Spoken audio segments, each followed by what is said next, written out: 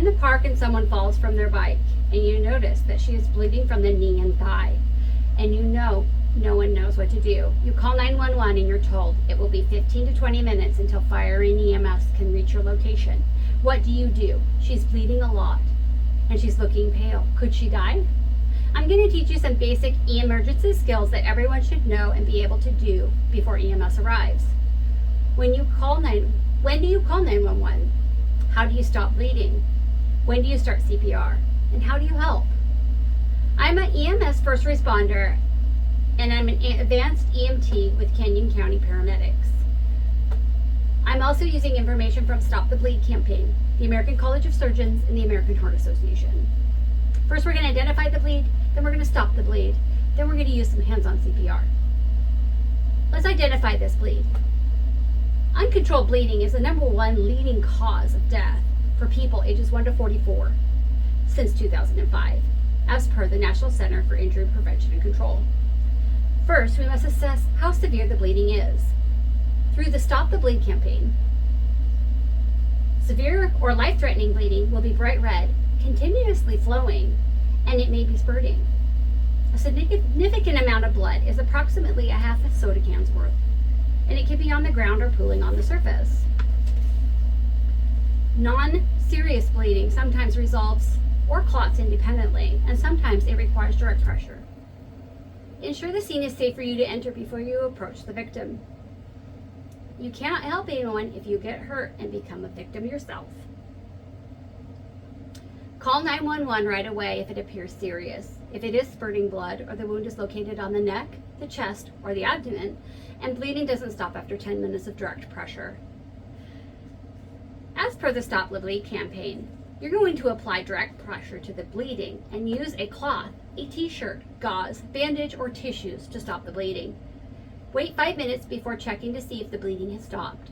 If you can ensure the injured person on a firm surface, you'll always have some force to be able to apply on something solid. Continue to apply pressure until medical help arrives. Do not remove the cloth or bandage. If blood soaks through, replace it with another bandage, cover it again, and continue to apply pressure.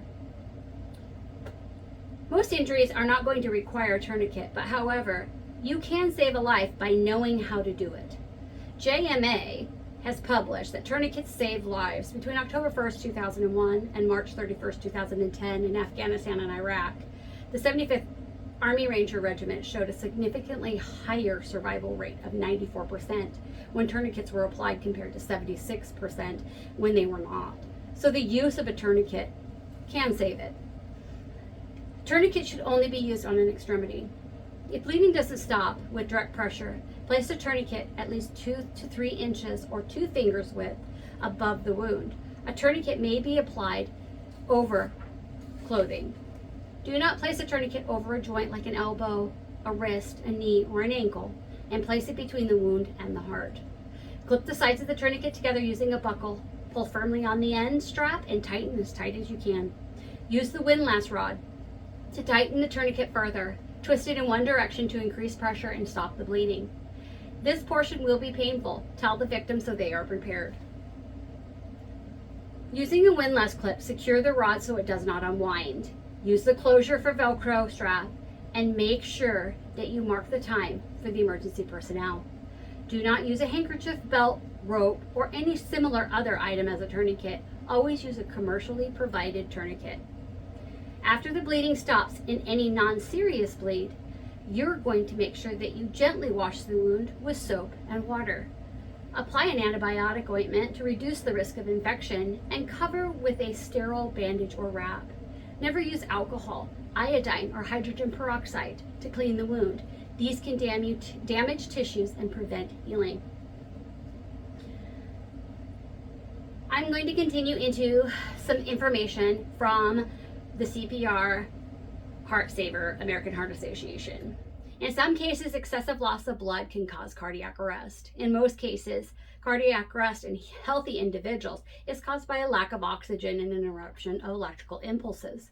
Bystander CPR improves cardiac arrest survival, but it's often not performed. Approximately 300,000 people suffer from out-of-hospital cardiac arrest annually in the United States. Studies have shown that bystander CPR doubles or triples the victim survival rate, and according to the study by the American Heart Association, hands-on CPR is just as effective as mouth-to-mouth CPR, and it improves patient outcome. Bystanders are more willing to respond quickly. How do you do hands-only CPR? If an adult or teen suddenly collapses, call 911, lay the phone on the ground next to you, and stay on the line with the operator until emergency responders do arrive. Next, you're going to assess the person for responsiveness.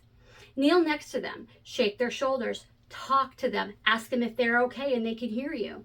Check for breathing, look at their chest, place your cheek next to their mouth to see if you can feel it. Take your hands and stack them, interlock your fingers. You're going to do it like this. Then you're going to place that in the center of their chest. You're going to lean over them, making a table position. You're going to press on the chest hard and fast and as deep as you can, about half of the depth of the width of the chest.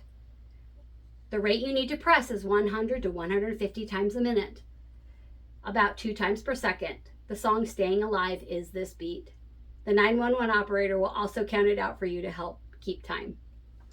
Do this until EMS arrives and they are ready to take over for you. Do not stop compressions when EMS arrives.